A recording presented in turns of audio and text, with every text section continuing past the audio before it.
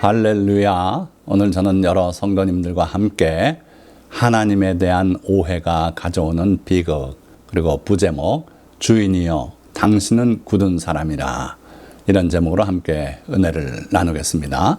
예수님의 달란트 비유를 중심으로 해서 말씀을 드릴 텐데, 마태복음 25장 14절부터 본문 말씀을 보면은, 또 어떤 사람이 타국에 갈 때 그 종들을 불러 자기 소유를 맡김과 같으니 각각 그 재능대로 한 사람에게는 금 5달란트를, 한 사람에게는 2달란트를, 한 사람에게는 1달란트를 주고 떠났더니.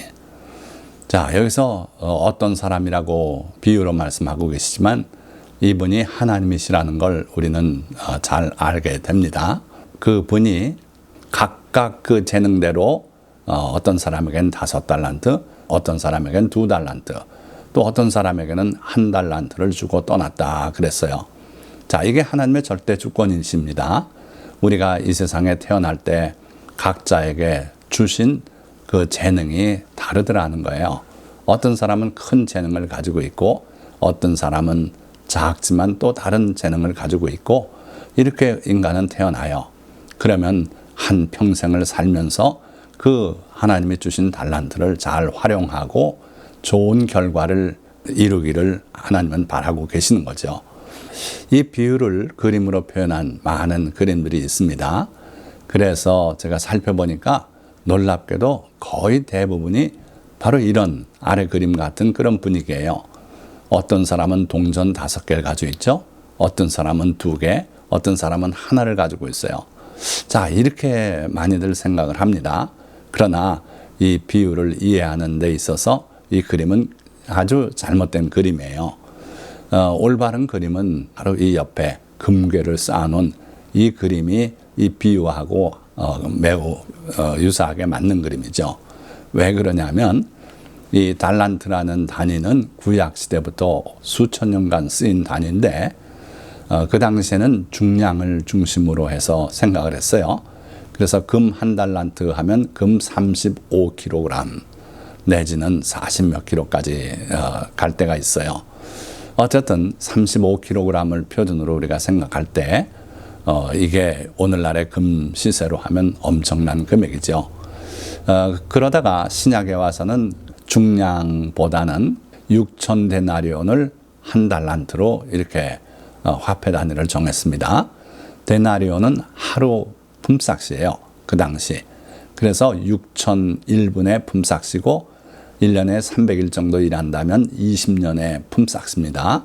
대단한 금액이죠.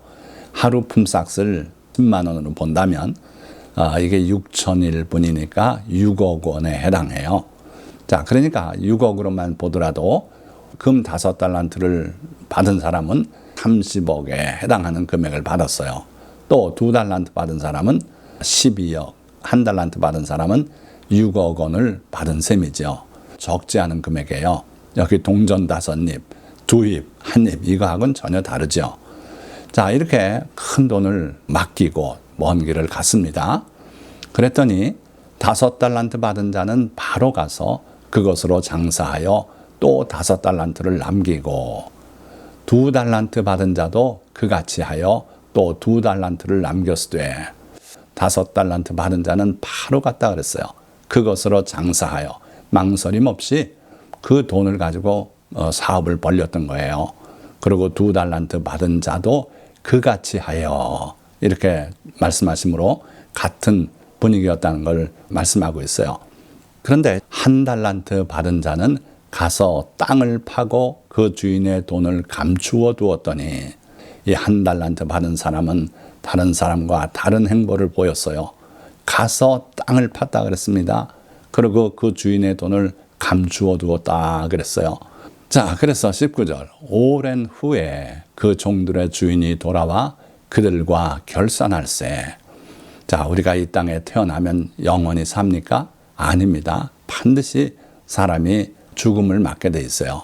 그리고 그 후에는 심판이 있겠다 말씀하셨습니다.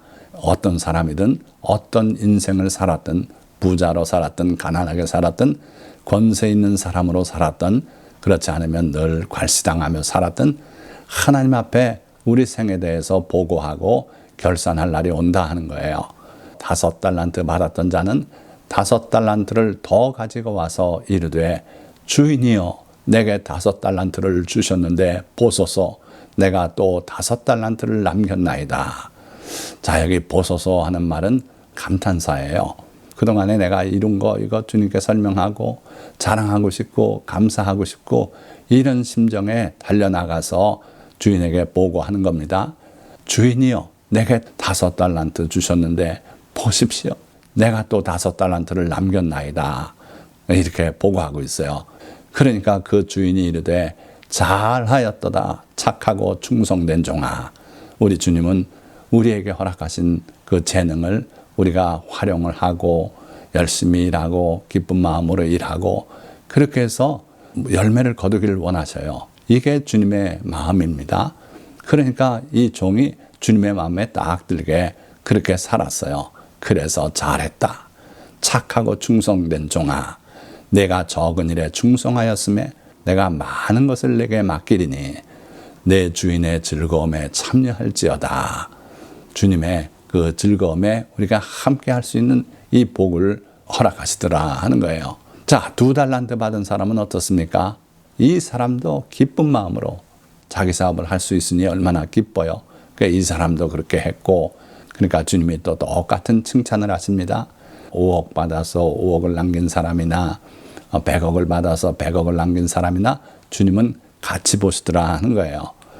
자, 그런데 문제는 1달란트 받았던 자는 와서 이르되 주인이여 당신은 굳은 사람이라 심지 않은 데서 거두고 해치지 않은 데서 모으는 줄을 내가 알았으므로. 분명히 자기 혼자만의 생각이죠. 주인을 잘못 본 거예요. 주인을 굳은 사람, 아주 완고한 사람, 바늘로 찔러도 피 한 방울 나지 않는 사람, 가난한 사람을 보고도 눈물 한 방울 흘리지 않을 사람, 이런 사람으로 보고 그러고 심지 않은 데서 거두고, 자기가 심은 걸 거둬야지 심지 않은 데서 거두려고 하는 건 도둑이고 강도 아닙니까? 그리고 해치지도 않은 데서 모으라. 이건 남의 걸 모으지 않고 어떻게 모읍니까? 그러니까 주인을 아주 완고하고 인색하고 이런 주인으로 자기가 알았대요. 알았기 때문에 내가 이렇게 했습니다. 그래서 두려워하여 나가서 당신의 달란트를 땅에 감추어 두었었나이다. 보소서 당신의 것을 가지셨나이다. 여호수아기 22장 5절 말씀을 보면 하나님의 종 여호수아가 백성들에게 이렇게 당부하고 있어요. 첫째는 여호와를 사랑하거라. 둘째 그에게 친근히 하거라. 셋째 그를 섬길지니라. 참 우리가 해야 될 중요한 요소가 여기 다 드러나 있는 소중한 구절인데, 여호와를 첫째는 사랑해야 돼요. 하나님에 대해서 삐뚤어진 생각을 가지고는 사랑할 수 없습니다. 지금 이 1달란트 받은 종은 바로 그런 사람이었어요. 불만만 가지고 있는 사람, 그래 가지고는 하나님을 사랑할 수 없다는 거예요. 첫째는 하나님에 대한 올바른 인식이 있어야 되겠다. 그리고 둘째로는 하나님을 친근히 하거라. 두려워하고 멀리하고 이래가지고는 안 된다는 거예요. 하나님을 친근히 하거라. 친구처럼. 그래서 예수님도 내가 너희를 친구라고 하겠다고 분명히 말씀했어요. 자, 그러나 아무리 친근해도 그를 섬기라 그랬어요. 우리가 열심히 하나님의 뜻을 준행하고 하나님의 영광을 위해서 우리의 최선을 다하고 이런 섬기는 자세로 살아라. 그런데 이 1달란트 받은 종은 첫째로는 하나님을 사랑하지 못했어요. 주인을 사랑하지 못했어요. 주인을 도둑이나 강도같이 여겼다는 거예요. 둘째로는 친근히 하지 못했어요. 두려워했다 그랬어요. 두려워가지고 어떻게 친근해집니까? 하나님을 두려워해서 어떻게든 하나님의 번개에 맞지 않으려는 그런 정도로 살아가지 않았나 하는 거죠. 그러니 하나님을 섬길 수 있습니까? 섬기기는커녕 맡겨주신 돈을 땅을 파고 땅속에 묻어버리는 이런 삶을 살았어요. 그래서 이 1달란트 받았던 사람은 참 불행한 그런 삶을 산 사람이다 하는 거죠. 주인에 대한 잘못된 생각을 가지면 여러 가지 삐뚤어진 인식을 키워내게 되는데 이 사람은 주인에 대한 두려움을 키웠어요. 그래가지고 주인에 대한 두려움이 늘 있기 때문에 잘못된 행동을 하게 됩니다. 어떻게 했습니까? 주인이 맡겨주신 그 달란트를 땅을 파고 묻어버리는 그런 행동을 했다는 거예요. 그 결과가 결국은 열매 없는 그런 생을 살게 되었다. 잘못된 결과죠. 그래서 꼭 기억하시기 바라요. 여러분들이 주님에 대한, 하나님에 대한, 예수 그리스도에 대한 올바른 인식을 가져야 그 다음에 그걸 바탕으로 아름다운 행동을 하게 되고 열매가 맺혀져서 주님 앞에 나갔을 때 칭찬 듣는 그러한 사람이 되겠다 하는 거예요. 그런 삶을 사시기를 예수 그리스도의 이름으로 축원드립니다. 자, 이어서 그 주인이 대답하여 이르되 악하고 게으른 종아, 나는 심지 않은 데서 거두고 해치지 않은 데서 모으는 줄로 내가 알았느냐. 이 종을 악하다고 첫째로 평가하셨어요. 악한 건 뭡니까? 하나님에 대해서 그릇된 생각을 품고 그렇게 원망하고 불평하고 그렇게 살 때 악한 사람이다 그래요. 그리고 그 결과 행동이 게으른 종이 되고 말았어요. 아무것도 하지 않았어요. 땅을 파고 묻었어요. 주님을 섬기는 일을 하지 않았던 거예요. 그래서 주님에 대한 시각이 삐뚤어지면 바로 우리가 악한 자이고 그렇게 되면 결과적으로 잘못된 삶을 살게 된다는 거예요. 그러면서 나는 심지 않은 데서 거두고 해치지 않은 데서 모으는 줄로 내가 알았더냐 이렇게 책망을 하고 계십니다. 그러면서 그러면 내가 마땅히 내 돈을 취리하는 자들에게나 맡겼다가 내가 돌아와서 내 원금과 이자를 받게 하였을 것이니라 하고 이 무익한 종을 바깥 어두운 데로 내쫓으라. 거기서 슬피 울며 이를 갈리라 하니라.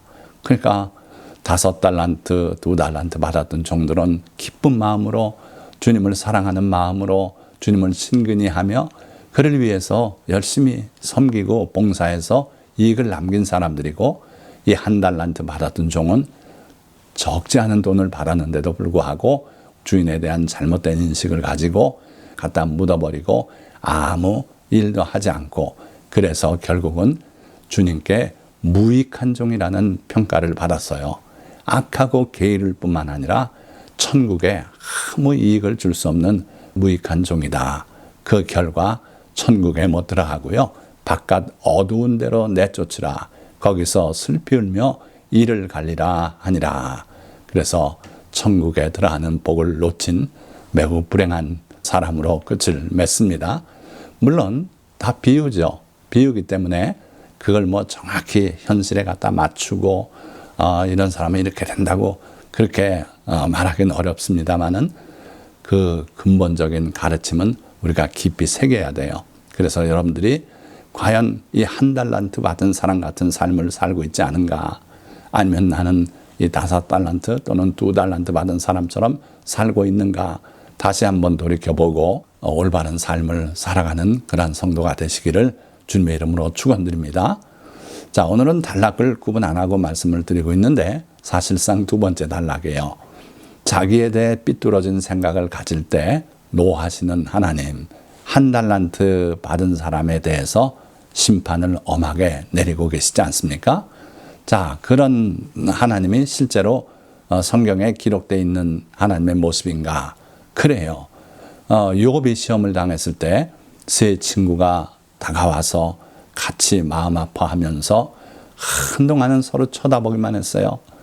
너무 비참하게 욥이 그 불행을 만났고 온 자녀들이 다 세상을 떠났고 그래서 그 욥을 위로하려고 왔는데 이야기가 이상하게 돌아갑니다. 욥이 자기가 태어난 날을 저주하지요. 내가 왜 태어나서 이런 불행을 보는가. 그러고 하나님은 왜 나를 이렇게 이유 없이 공격을 하셨는가. 이렇게 탄식을 할 때 그 친구들의 말이 죄다 욥을 심판하는 그런 말을 했어요. 자, 그러니까 하나님께서 그들의 변론을 다 들으시고 폭풍 가운데서 욥에게 말씀하시지 않습니까? 그래서 욥이 하나님께 회개하고 그러고 나서 하나님의 시각이 이 친구들에게로 돌아가요. 그러면서 하신 말씀이죠. 여호와께서 대만 사람 엘리바스에게 이르시되 내가 너와 내 두 친구에게 노하나니 이는 너희가 나를 가리켜 말한 것이 내 종 욥의 말같이 옳지 못함이니라. 무슨 얘기입니까? 욥은 비록 불평하고 원망하고 이러면서 탄식하고 자기가 태어나지 않은 게 더 좋았을 뻔했다 그러고 이런 말을 했지만 하나님이 어떤 분이라는 것을 말한 내용은 너희들보다 옳다 하는 거예요. 너희들은 나에 대해서 잘못된 시각을 가지고 이야기를 했다. 그래서 하나님께서 노하셔가지고 그들에게 소 7마리와 양 7마리를 가지고 내 종 욥에게 와서 번제를 드려라. 욥에게 제사를 드리라는 거 아니에요. 욥에게 와서 하나님 앞에 번제를 드려라. 그러면 내 종 욥이 너희를 위해서 내게 기도할 것이니 그러면 내가 용서해 준다. 그렇지 않으면 용서 못 하시겠다는 거예요. 매우 심각한 그런 심판을 지금 내리고 계신 겁니다. 기껏 와서 욥을 위로한다고 그렇게 긴 변론을 하고 했는데 하나님은 그거 말짱 헛거다. 잘못된 거다. 그렇게 말씀하고 있어요. 자, 그래서 우리가 욥기를 읽을 때 조심해야 돼요. 왜냐하면 욥기가 성경이기 때문에 거기에 기록된 모든 말씀이 다 진리라고 착각하시면 큰일이에요. 분명히 하나님께서 이렇게 말씀하셨거든요.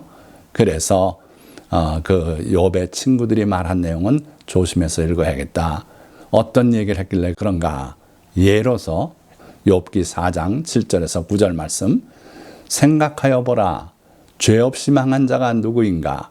정직한 자의 끊어짐이 어디 있는가? 내가 보건대 악을 밭갈고 독을 뿌리는 자는 그대로 거두나니 다 하나님의 입기운에 멸망하고 그의 콧김에 사라지느니라. 자, 욥이 지금 망했잖아요. 사실 인간의 눈으로 볼 때. 그래가지고 앉아서 가려운 데를 긁고 있고 이러고 있는데 그 욥을 향해서 생각해봐라. 죄 없이 망한 자가 누구냐? 너도 네 죄가 있어서 망한 것이다. 생각해봐라. 회개하라. 그런 얘기를 하는 거예요. 정직한 자의 끊어짐이 어디 있는가? 네가 정직하고 하나님 앞에 네 자세가 바로 되었다면 왜 이런 일이 생겼겠는가? 내가 보건대 악을 밭갈고 독을 뿌리는 자, 네가 그렇게 살았지 않았냐? 그러면 그대로 거두는 법이다. 다 하나님의 입기운에 멸망하고 그의 콧김에 사라지느니라. 내 자녀들 다 사라지지 않았냐? 하나님께서 그 입기운으로 심판하신 것이다. 이렇게 욥을 향해서 저주의 말을 퍼붓고 있는 거예요. 물론 엘리바스가 욥을 저주하는 데 목적이 있는 건 아니에요. 위로하려고 하는 말인데 이렇게 큰 환난을 당하고 생애 비참한 일을 당한 사람에게 왜 이런 일이 임했는지 하나님께 기도해 보자. 하나님이 왜 이런 일을 하셨는지 정말 이해가 안 되는데 하면서 같이 마음 아파하고 위로했어야 옳았는데 이들은 이 욥의 받은 재앙이 다 네 죄 때문이라고 이렇게 지적을 하고 있었어요. 재난을 당한 이웃을 바라볼 때 우리 마음속으로라든지 또는 가서 위로한답시고 회개하십시오. 당신이 모르는 죄가 있었을 겁니다. 회개하십시오. 이런 말은 하지 않는 게 옳겠다 하는 거예요. 하나님은요, 욥을 세 의인 중에 하나로 말씀하고 계신 하나님이에요. 에스겔서 14장에서 2번이나 그렇게 말씀합니다. 노아, 다니엘, 욥, 이 세 의인이 내 앞에 있을지라도 그렇게 말씀해요. 그러니까 하나님이 그동안에 경험하신 모든 인류 중에 대표인을 뽑는다면 노아, 다니엘, 그리고 욥을 꼽으시겠다는 거나 같은 말씀이에요. 그렇게 의롭게 보신 욥, 사탄에게 자랑스러워서 욥을 말씀하지 않아요? 이처럼 죄를 떠난 자가 없다. 그렇게 사탄에게 자랑까지 하고 그랬던 하나님, 그 하나님의 생각대로라면 욥을 이렇게 몰아세울 수는 없는 거죠. 또 8장에 가서 수아 사람 빌닷이 대답하여 이르되 하나님이 어찌 정의를 굽게 하시겠으며 전능하시니가 어찌 공의를 굽게 하시겠는가? 하나님이 실수로 너한테 심판하신 줄 아냐? 그렇지 않다는 거예요. 하나님은 정확하시다 하는 거예요.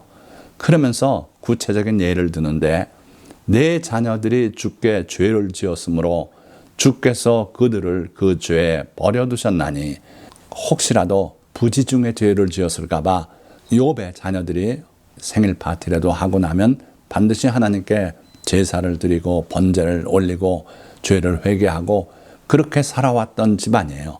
그런데 그 자녀들이 일시에 집이 무너져서 다 깔려 죽게 되니까 죄를 지어서 그렇다. 주께 지은 죄가 있어서 그렇다. 하나님께서 그들을 죄 가운데서 심판하신 것이다. 하나님의 심판이 어디 잘못되는 게 있느냐? 이렇게 말할 수는 없다. 왜 이런 일이 자꾸 벌어집니까? 하나님을 잘 몰라서예요. 호세아 6장 3절에 누구나 잘 아는 구절 아니에요? 그러므로 우리가 여호와를 알자. 힘써 여호와를 알자.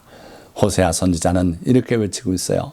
하나님을 몰라서 우리가 잘못된 생각을 가지고 잘못된 길을 가는 수도 있고 남을 비난할 수도 있고 비평하고 그러는 경우가 많다는 거예요. 자, 호세아 선지자 말씀대로 우리가 하나님을 바로 알아야겠는데 하나님은 어떤 분이신가? 하나님이 자기가 어떤 분이신지를 가장 극적으로 묘사한 성경 구절이 바로 출애굽기에 있어요. 34장 6절에서 7절 말씀. 여호와께서 그의 앞으로 지나시며 선포하시되 여호와라 여호와라 자비롭고 은혜롭고 노하기를 더디하고 인자와 진실이 많은 하나님이라 인자를 천대까지 베풀며 악과 과실과 죄를 용서하리라. 그러나 벌을 면제하지는 아니하고 아버지의 악행을 자손 3, 4대까지 보응하리라. 자, 우리가 죄를 지으면요, 그 죄의식을 가지고 때로는 평생을 살아갑니다. 그러나 하나님은 악과 과실과 죄를 용서하리라 분명히 말씀했어요. 하나님의 인자는 1000대까지고 하나님의 벌을 내리실 때는 자손 3, 4대까지만 그렇게 벌을 내리신다 그랬어요. 하나님이 우리의 죄와 악과 과실을 용서하시지만 우리가 또다시 그런 죄에 빠질까 봐 매는 때리신다 이거예요. 그래서 우리가 죄를 짓지 말아야 돼요. 죄를 지어서 한 번의 죄 때문에 하나님과 관계가 끊어지고 이러진 않아요. 분명히 인자와 진실이 많은 하나님이고 노하기를 더디하시고 그리고 자비롭고 은혜로우신 하나님이시고 우리의 악과 과실과 죄를 용서하시겠다고 분명히 말씀했어요. 그래서 우리가 죄가 있더라도 하나님 앞에 나가는 것을 꺼리시면 안 돼요. 하나님이 우리 죄를 용서하기를 원하시고 용서하시겠다고 말씀하시고 그랬기 때문에 그래요. 그래서 주님 앞에 죄를 회개하고 자백하고 돌이키기 위해서 하나님 앞에 나가고 엎드리고 해야 됩니다. 그러나 그걸로 끝나진 않더라는 거예요. 내가 누구에게 큰 피해를 입히고 하나님 앞에만 회개하면 그걸로 오케이? 그렇지 않더라는 거예요. 그래서 죄는 짓지 말아야 된다. 그러나 하나님은 자비로우시고 은혜로우시고 우리 죄를 사하기를 원하신다. 꼭 기억하시기 바랍니다. 자, 또한 주는 우리 아버지시라. 아브라함은 우리를 모르고 이스라엘은 우리를 인정하지 아니할지라도 여호와여 주는 우리의 아버지시라. 분명히 주님은 우리 아버지시라 그랬어요. 여호와가 우리 하나님이신 줄 너희는 알지어다. 그는 우리를 지으시니요 우리는 그의 것이니 그의 백성이요 그의 기르시는 양이로다. 자, 이런 하나님을 여러분들이 분명히 인식하고 그 하나님을 사랑하고 친근히 하고 그분을 섬기는 일에 여러분들이 힘을 다하실 수 있기를 바랍니다. 자, 말씀을 정리합니다. 당신은 하나님을 어떤 분이라 생각하십니까? 하나님은 우리를 모태에서 지으신 분이에요. 그리고 세상을 이처럼 사랑하사 독생자를 보내 구원의 길을 열어주신 사랑의 하나님이십니다. 그리고 좋은 것으로 우리 소원을 만족하게 하시는 분이시고 우리의 기도를 들으시는 하나님이시다.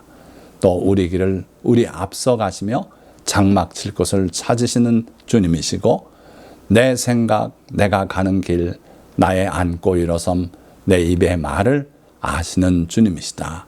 그리고 천사들을 명령하사 모든 길에서 우리를 지키게 하시는 주님이시고 우리의 죄를 사유하시는 하나님이시다.